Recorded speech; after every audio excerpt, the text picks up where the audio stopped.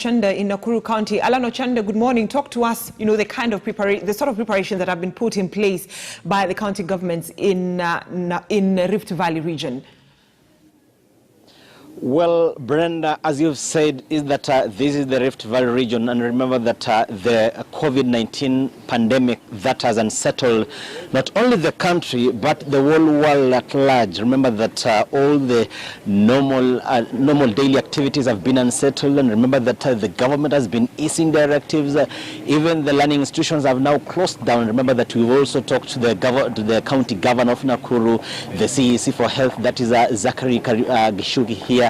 And they were telling us, just giving us the daily briefs of how they are prepared to just deal with this pandemic should it strike in Nakuru. But remember that today, Thursday here, we've seen the security committee of Rift Valley, all the county commissioners here, headed by the regional commissioner, George Natembeya, they just hold up in a meeting in this building here, where after they will be addressing the media on how they intend to just cooperate with the health stakeholders in ensuring that maybe the pandemic, the COVID-19 virus does not spread. Because remember that, of course, after the president directed that the learning institution be closed, we've been seeing some of the students, some of the pupils who are drawn from the public boarding primary and secondary schools that have been really roaming around in the towns. And so maybe it might have caught the eye of the security personnel here, who are now holed up in a meeting to just come and tell us how they intend to complement the health stakeholders in ensuring that maybe the directives are given by the Ministry of Health are just implemented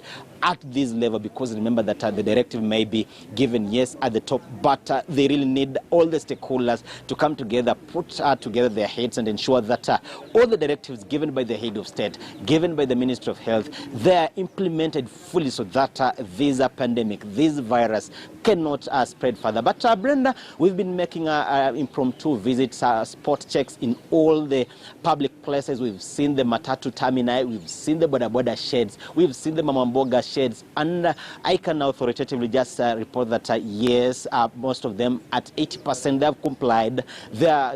What they are just saying is that maybe the sanitizers, the protective gear is what is almost being depleted on the shelves. Because remember that when the pandemic struck, when it was declared a pandemic of course by the World Health Organization, it trickled down to the countries that have been affected in this region. Of course, in Africa, it's only Uganda that is remaining safe, but remember that most of the African countries have been affected, and so is Kenya. And so in Nakuru, because remember that Nakuru is quite a busy town, it's a transit town where most people who are traveling long distances make stopovers, and so it could be quite vulnerable. Because remember that most of the people who are traveling from Nairobi, because of them, most of them are actually quite tensed. They're traveling up country, and maybe they could be just alighting in Nakuru for refreshment. So as Nakuru now being the heartbeat of the Rift Valley region, and now the security personnel here, they're just ensuring that everything is just contained, so that anything that raises eyebrows is just contained, and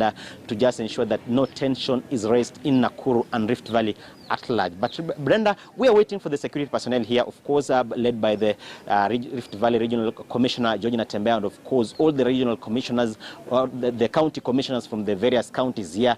After their meeting, they will be telling us how the measures they are seeking, they are just intending to employ to ensure that they keep the virus at bay. Brenda.